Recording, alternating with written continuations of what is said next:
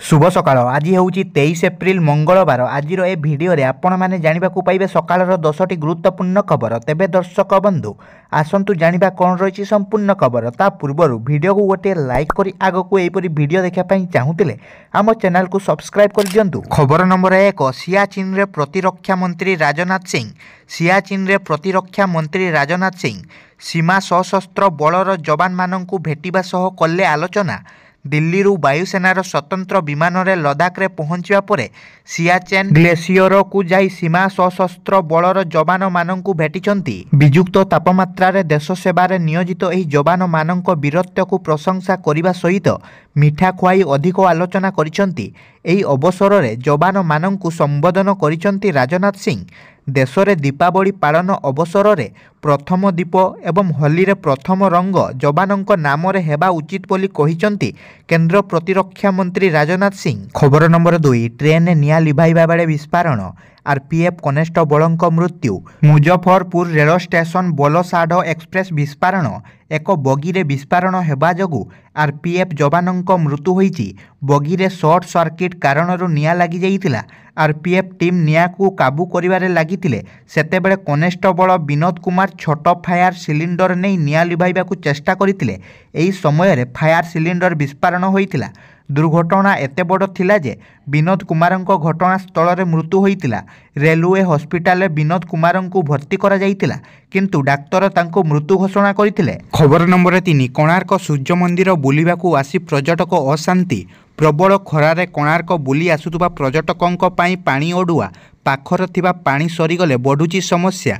शोष मेंटेइबा पाई मिलुनी पानी। सूर्य मंदिर रे पीवा पानी पाई हाहाकार स्थिति उपजुची। प्रचंड खरारे नाही नथिबा असुविधार सम्मुखीन हेउतबा अभियोग होईची। मुंड उपरे खरा तळे ततला चटाण एहारी भितरे कुनी कुनी पिला पानी मुंदाए पीवा पाई डहल विकल हेउतबा देखियाकू मिलिची। गोटिए नलकूप पाखरे शह शह संख्यार पर्यटक भिड़ जमाउछंती। ठेलापेला और धस्ताधस्ती परिस्थिति सृष्टि हेउतबा देखियाकू मिलिची। प्रतिदिन हजार हजार पर्यटक विश्व ऐतिह्य कोणार्क बुली आसंती। चंद्रभागा बेलभूमि और सूर्य मंदिर बुली देखि थांती हेले एटारे पर्यटकों को मौलिक सुविधा मिलु नथुबा अभियोग होईची। मंदिरर उत्तर पश्चिम कोशरे एकमात्र पाइप टैप और गोटे पानी मेसिन लागिची। मेसिन रे 3टी टैप लागिची सेथिरु पुणी गोटे अचल होई जाईची।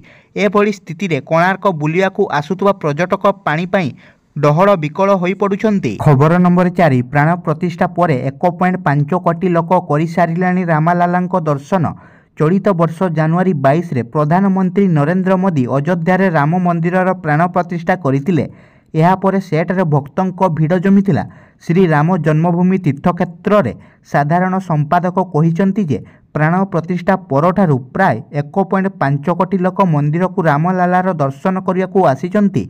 एहा सह से आहुरी कहिसंती प्रतिदिन 1 लक्षरू अधिक लोक दर्शन पाई मंदिर को आसुचंती। जनवरी 22 रे प्राण प्रतिष्ठा परठारु प्राय 1.5 कोटी लोक रामलालार दर्शन पाई आसुचंती। 22 एप्रिल रे प्राण प्रतिष्ठा हेबार 3 मास बीतिला।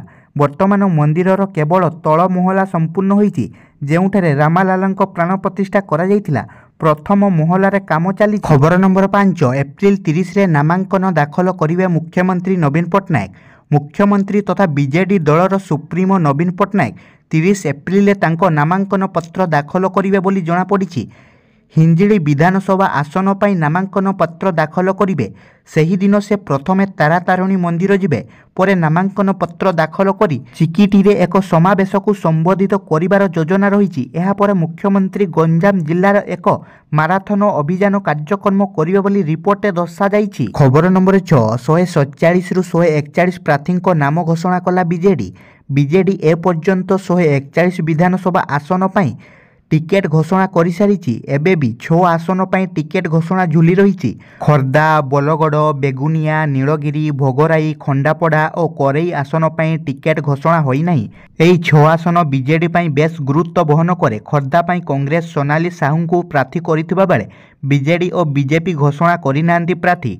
सेहीपरि बलगड़ बेगुनिया पाई मध्य प्रार्थी घोषणा कर सारी कांग्रेस। नीलगिरी और भोगराई पाई मध्य उभय बीजेडी और बीजेपी सेमानंकर प्रार्थी घोषणा କରିନାହାନ୍ତି ତେବେ ଏହି 6 ଆସନ ପାଇଁ ବିଜେଡି କେବେ ପ୍ରାର୍ଥୀ ଘୋଷଣା କରୁଛୁ ତାହା ଉପରେ ରହିଛି ସମସ୍ତଙ୍କର ନଜର। ଖବର ନମ୍ବର 7 ପୁଣି ନିରାଶ ହେଲେ କେଜ୍ରିୱାଲ, ଖାରଜ ହେଲା ଅନ୍ତରୀଣ ଜାମିନ ଆବେଦନ। ପୁଣି ଥରେ ଦିଲ୍ଲୀ ମୁଖ୍ୟମନ୍ତ୍ରୀ ଅରବିନ୍ଦ କେଜ୍ରିୱାଲଙ୍କୁ ନିରାଶ ମିଳିଛି କାରଣ ତାଙ୍କ ପାଇଁ ହୋଇଥିବା ଅନ୍ତରୀଣ ଜାମିନ ଆବେଦନ କରିଛନ୍ତି ଦିଲ୍ଲୀ ହାଇକୋର୍ଟ।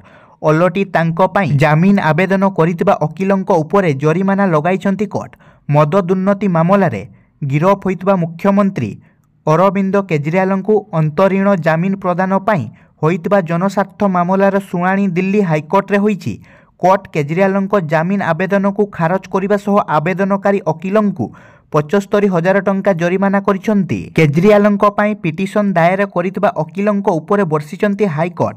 ଏହି ପିଟିସନ ସମ୍ପୂର୍ଣ୍ଣ ଆଦୌ ଗ୍ରହଣୀୟ ନୁହେଁ। ଏଭଳି ପିଟିସନ ଦାଖଲ କରିଥିବା ବ୍ୟକ୍ତି ଜଣକ କିଏ ବୋଲି ପ୍ରଶ୍ନ କରିଛନ୍ତି। ଏହି ପିଟିସନ ପବ୍ଲିସିଟି ପାଇଁ କରାଯାଇଥିବା ବରଂ ଏହା ସମ୍ପୂର୍ଣ୍ଣ ବିଭ୍ରାନ୍ତିକର ବୋଲି କୋର୍ଟ କହିଛନ୍ତି। ଖବର ନମ୍ବର 8 ପ୍ରଚାର ପାଇଁ ଓଡ଼ିଶା ଆସିବେ ରାହୁଲ ଗାନ୍ଧୀ। ପ୍ରଚାର ପାଇଁ ଓଡ଼ିଶା ଆସିପାରନ୍ତି ରାହୁଲ ଗାନ୍ଧୀ। ଏପ୍ରିଲ 28, ମେ 3 ତାରିଖରେ ଯଥାକ୍ରମେ ରାୟଗଡ଼ା, ସାଲେପୁର, ବ୍ରହ୍ମପୁରରେ କରିପାରନ୍ତି ପ୍ରଚାର। ଏନେଇ ରାହୁଲଙ୍କୁ ରାଜ୍ୟ ପ୍ରଦେଶ କଂଗ୍ରେସ କମିଟି ପ୍ରସ୍ତାବ ଦେଇଥିବା ସୂଚନା ଦେଇଛନ୍ତି ରାଜ୍ୟ କଂଗ୍ରେସ ପ୍ରଭାରୀ ଅଜୟ କୁମାର। ଏହାସହ ରାଜ୍ୟରେ ପ୍ରଚାର ପାଇଁ ପ୍ରିୟଙ୍କା ଗାନ୍ଧୀ ଓ ମଲ୍ଲିକାର୍ଜୁନ ଖଡ଼ଗେଙ୍କୁ ମଧ୍ୟ ଆସିବାକୁ ପ୍ରସ୍ତାବ ଦିଆଯାଇଛି। ଏହା ପୂର୍ବରୁ ଏପ୍ରିଲ 25 ତାରିଖରେ ସୋନପୁର ଗସ୍ତରେ ଆସୁଛନ୍ତି କେନ୍ଦ୍ରମନ୍ତ୍ରୀ ଅମିତ ଶାହା। ଓଡ଼ିଶା ଆସି ସୋନପୁରରେ କରିବେ ହାଇ ଭୋଲ୍ଟେଜ ପ୍ରଚାର।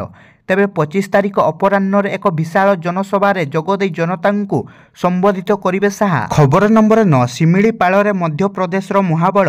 ମଧ୍ୟପ୍ରଦେଶର ମହାବଳ ବାଘ 3ଟି ରାଜ୍ୟ ସୀମା ଡେଇଁ ଶିମିଳିପାଳ ବ୍ୟାଘ୍ର ଅଭୟାରଣ୍ୟରେ ପହଞ୍ଚିଛି। ବନ ବିଭାଗର କ୍ୟାମେରାରେ ମହାବଳ ବାଘର ଚିତ୍ର କଏଦ ହୋଇଛି। ତେବେ ବାଘଟି ମଧ୍ୟପ୍ରଦେଶରୁ ଆସିଥିବା ନେଇ NTCA ସୂଚନା ଦେଇଛନ୍ତି। ମହାବଳଟି ଚାଲି ଚାଲି 1000ରୁ ଅଧିକ କିଲୋମିଟର ଅତିକ୍ରମ କରିଥିବା ଅନୁମାନ କରାଯାଉଛି।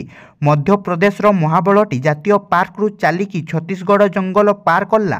ଏଠାରୁ ପୁଣି ଚାଲି ଚାଲି ଝାଡ଼ଖଣ୍ଡ, ପାଲମା ଓ ବ୍ୟାଘ୍ର ସଂରକ୍ଷଣ ଜଙ୍ଗଲରେ ପଶିଲା। ସେଠାରୁ ଚାଲିକି ସିଧା ଆସି ଶିମିଳିପାଳରେ ପହଞ୍ଚିଥିବା ନେଇ ମୁଖ୍ୟ ବନ ସଂରକ୍ଷକ PCCF ସୁଶାନ୍ତ ନନ୍ଦ ଏକ୍ସରେ ସୂଚନା ଦେଇଛନ୍ତି। ତାଙ୍କ ଏକ୍ସରେ ମହାବଳ ବାଘର ଫଟୋ ମଧ୍ୟ ସେୟାର କରିଛନ୍ତି।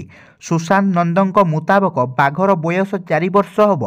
ବାଘଟି ସଞ୍ଜୟ ଦୁବରୀ ପାର୍କରେ ରହୁଥିବା ଅନୁମାନ କରାଯାଉଛି। ଖବର ନମ୍ବର 10 ଉଦ୍ଧାର ହେଲା 40 ଲକ୍ଷର ଚୋରି ଜିନିଷ, ଲୋକେ ଫେରି ପାଇଲେ ଚୋରି ମୋବାଇଲ। କମିଶନରେଟ ପୁଲିସର କ୍ୟାମ୍ପ ଅଫିସରେ ଆୟୋଜିତ ହୋଇଛି ମୋବାଇଲ ମେଳା। ଚୋରି ମୋବାଇଲକୁ ଠାବ କରି ପୁଲିସ କମିଶନର ଅଭିଯୋଗକାରୀଙ୍କୁ ତାଙ୍କ ଜିନିଷ ହସ୍ତାନ୍ତର କରିଥିଲେ। ସବୁଠାରୁ ବଡ଼ କଥା ହେଲା ପୁଲିସ ଘରୁ ଚୋରି ହୋଇଥିବା ମୋବାଇଲ ଓ ଟଙ୍କାକୁ ଫେରାଇଛି କମିଶନରେଟ ପୁଲିସ। କମିଶନରେଟ ପୁଲିସର କ୍ୟାମ୍ପ ଅଫିସରେ ଲାଗିଛି ମୋବାଇଲ ମେଳା। ଚୋରଙ୍କ ଠାରୁ ଜବତ ହୋଇଥିବା ଟଙ୍କା, ମୋବାଇଲ ଆଉ ଚୋରି ଗାଡ଼ିକୁ ନେଇ ତିଆରି ହୋଇଥିଲା ଏହି ମେଳା, ଯେଉଁଥିରେ ଯୋଗ ଦେଇଥିଲେ ଶତାଧିକ ଜନସାଧାରଣ। ଲୋକମାନଙ୍କ ଠାରୁ ଚୋରି ହୋଇଥିବା ଜିନିଷକୁ ଠାବ କରି ପୁଲିସ କମିଶନର ଅଭିଯୋଗକାରୀଙ୍କୁ ତାଙ୍କ ଜିନିଷ ହସ୍ତାନ୍ତର କରିଥିଲେ। ଲୋକଙ୍କୁ ମୋଟ 40 ଲକ୍ଷରୁ ଅଧିକ ଟଙ୍କାର ଜିନିଷ ଫେରାଇଛି କମିଶନରେଟ ପୁଲିସ।